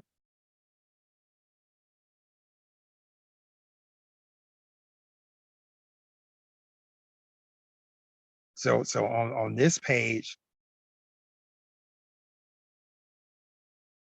so this is the national average. 40,620 people die by guns each year, and that's a rate of 12.2 deaths per 100,000 people. Obviously, places like Louisiana, Mississippi, and Alabama, all southern states, are above the national average. 59% of gun violent deaths in the United States are by firearm suicide. That's an average of 23,891 deaths per year. The rate of gun violent deaths had increased 33% from 2011 to 2020 in the United States. That means that in 2020, there was 12,871 more gun thefts than it was in 2011. Gun-related suicide had increased to 12%, while gun homicides have increased by 70% between 2011 and 2020.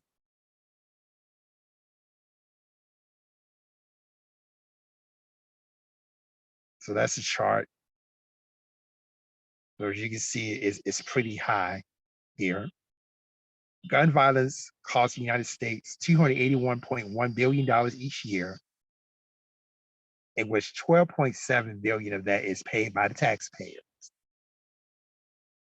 This comes from the Center for Disease Control and Prevention.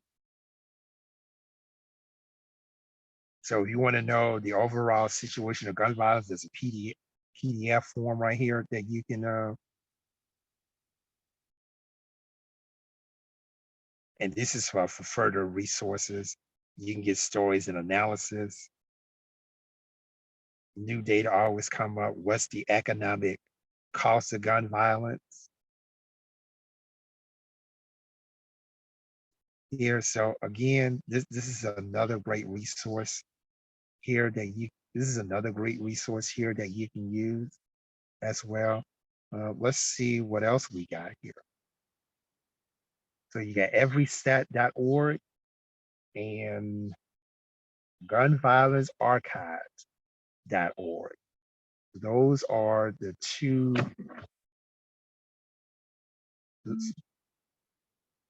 So those are the two. So those are the two major websites you can go to for very thorough statistical information here. And I want to pull up one more thing and we're going to close. And we're going to close here.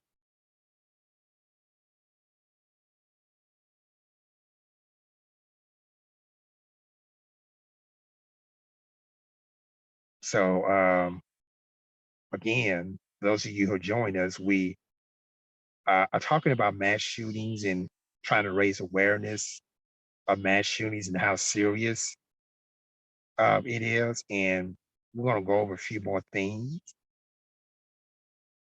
The definition of a mass shooting are incidents involving multiple victims of firearm-related violence. The precise inclusive criteria are disputed, and there is no broadly accepted definition. One definition is an act of public firearm violence, excluding gang killings, domestic violence, or terrorist acts sponsored by an organization in which a shooter kills at least 4 victims. Using this definition, one study found that nearly 1/3 of the world's public mass shootings between 1966 and 2012 had occurred in the United States. So in other words, the United States have more mass shootings than any other country. Shooters generally either die by suicide afterwards or are restrained or killed by law enforcement officers.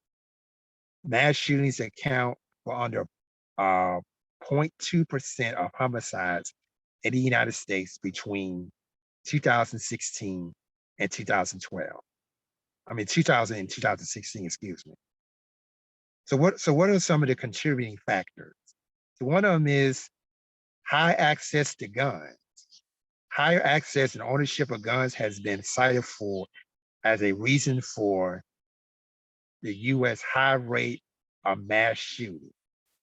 The United States have the largest or highest per capita gun ownership in the world, with 120.5 firearms per 100 people. The second is Yemen, with 52.8 firearms per 100 people. That's nearly double compared in the United States compared to Yemen. A study published in PLOS ONE in 2015 examined mass shootings in the United States from 2005 to 2013 and school shootings in the United States from 1998 to 2013. The study authors found that the state prevalence of firearm ownership is significantly associated with state incidents of mass shootings with firearms, school shootings, and mass shootings. And states that have open carry laws, which is roughly 21 states across the country, including Alabama, also contributes to mass shooting.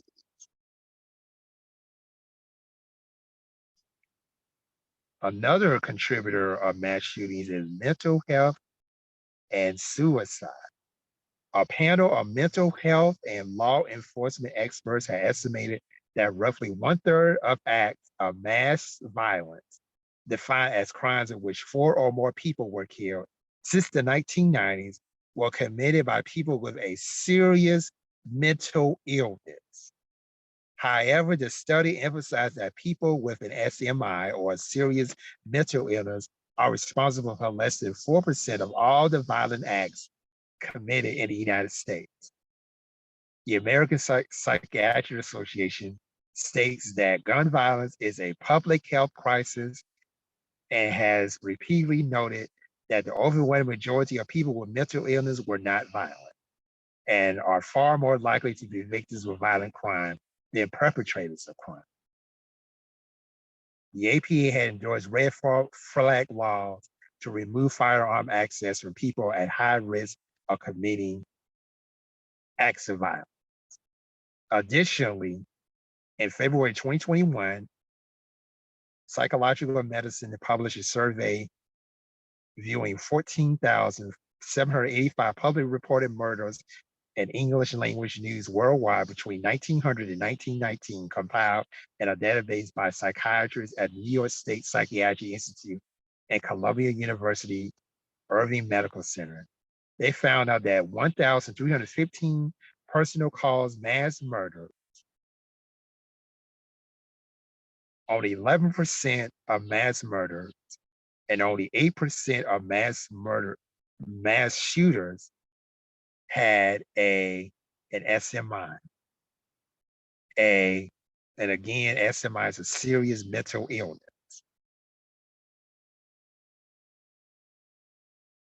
And a serious mental illness could be a schizophrenia, bipolar disorder, or major depressive disorder.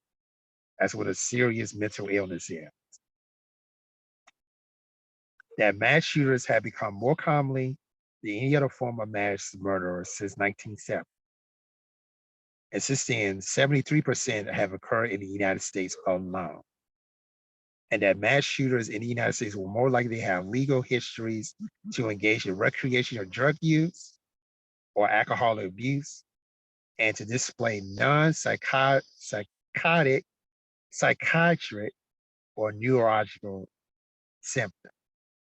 In 2018, the FBI Analysis Unit released a survey of 63 active shooter cases between 2000 and 2013 that found that while 62% of active shooters show symptoms of mental health disorder, those symptoms may have been transient manifestation behavior or moods that were not sufficient to warrant a formal diagnosis of mental illness, and that only 1/4 of the active shooter survey had a formal diagnosis of any mental health disorder.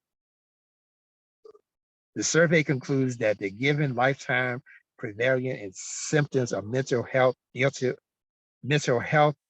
among the U.S. population. Formally diagnosed mental illness is not a very specific predicator of violence of any type, let alone a target of violence. In May of this year, 2022, Psychology, Public Policy and Law published a survey of 172 mass shooters coded on 166 life history variants conducted by Julian Peterson, sociologist Jane Dinsley, who both work on the Violence Project database, and criminologist Kyle Knapp, Stacey Higgin, and Amanda Jensen, that found that symptoms of psychosis play no role in 69% of mass shooters. In December 2021, the Journal of Threat Assessment and Management published a study comparing 171 public mass shooters and 63 active shooters in the United States from 1966 to 2019. to the general population. Homicide offenders and people who die by suicide. In comparison to the general population, mass shooters are more likely to be unemployed, be unmarried, to have a history of mental health issues, to have lifetime thought disorder, and greater lifetime suicidal ideation. While in comparison to general homicide, mass shooters 4 times more frequently are premeditated homicide, 8 times more likely frequently kill strangers, were more likely to not be in an intimate relationship, and were more likely to experience suicide behavior and commit suicide directly or by a cop. Very important. Another factor that leads to mass shootings, according to research, is sociocultural factors and perpetrator characteristics.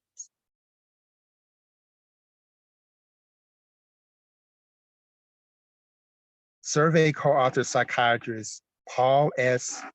Applebaum argued that the data from a database of mass shootings showed that difficulty coping with life events seemed more useful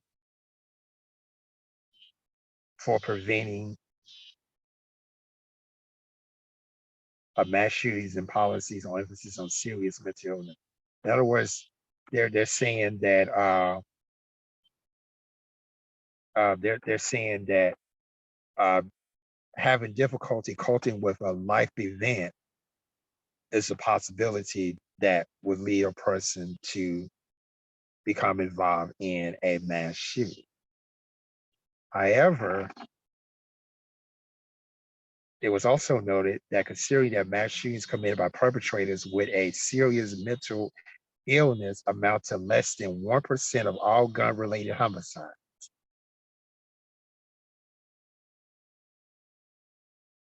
So are y'all talking about,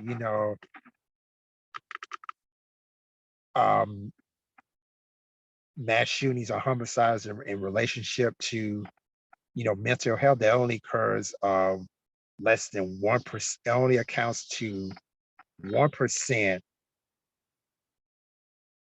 of gun-related homicide. Okay, Julian Peterson and James Deansling has studied approximately 150 mass shootings and coded 50 life history variants.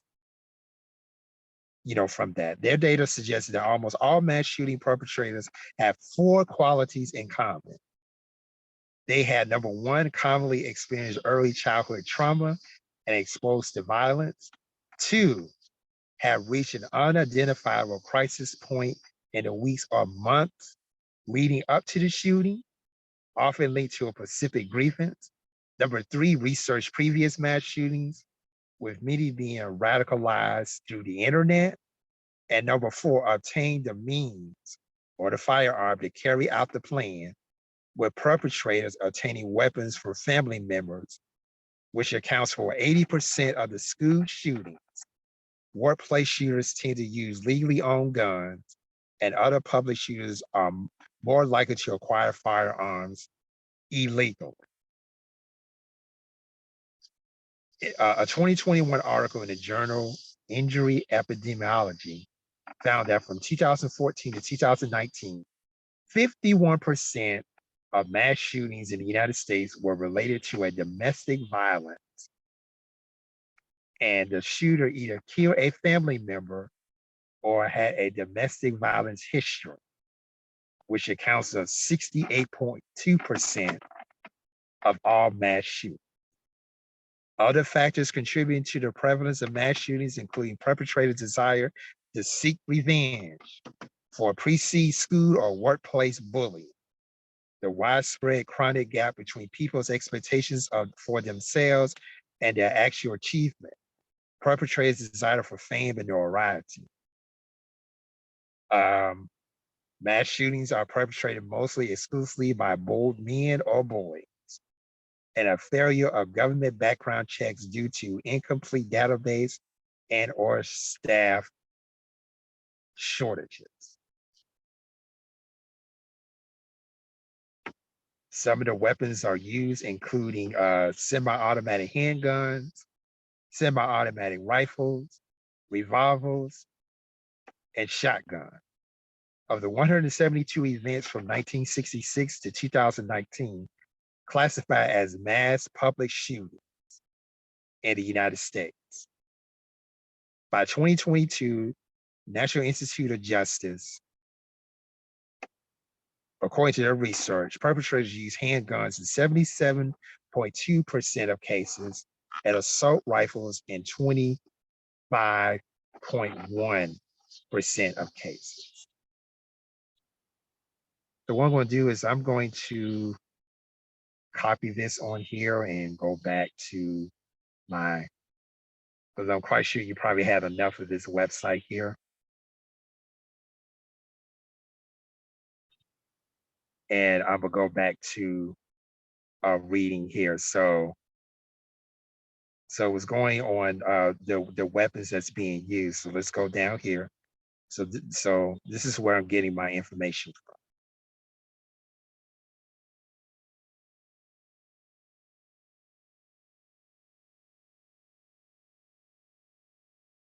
So again, real quick, so a lot of the guns that are used in mass shootings include semi-automatic handguns, semi-automatic rifles, revolvers, and shotguns.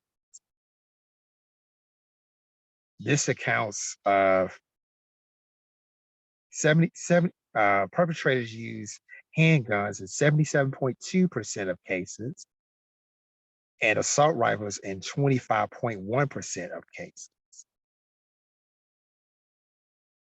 High capacity magazines was used in more than half of the mass shootings over the 4 decades up to 2018. From 1966 to 2019, approximately 77% of mass shooters in the US legally obtained their firearm using the attack. Although semi-automatic rifles are only used in 1% of overall shootings in the United States, they are used in 25% of mass shooters as of 2018, and 6 of the 10 deadliest mass shooting events to date. So what's the effects? So obviously you got political effects, in which there's over whether or not gun control.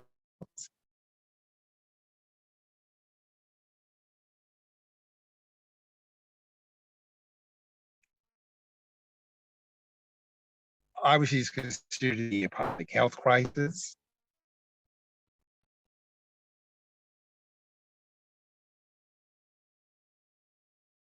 For example, there are risk factors for psychological outcomes, among others. Demographics, greater proximity to attack, acquaintance with victims, and less access to psychological resources. So there you have it. And you can see the list of gun law states.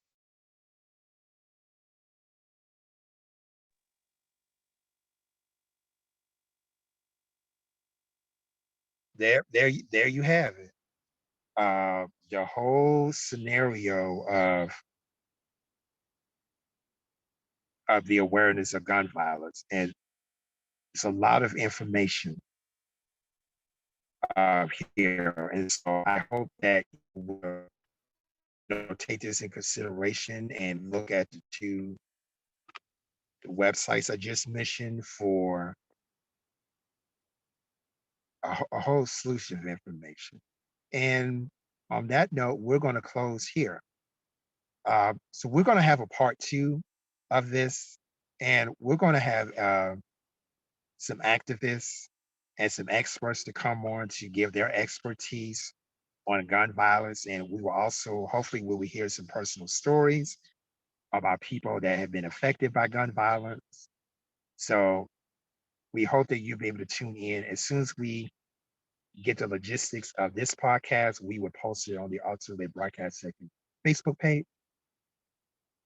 so that if you want to be a guest or you're expert, you want to come on, or you want to be a part of the discussion, make sure that you have access to the information. So until then, thank you so much for tuning into this rather lengthy broadcast. I really hope that you got a lot of information coming from this, that you would take into consideration, and that you will look at some of the resources they have given. So thank you so much for tuning in. Good night. Enjoy your evening.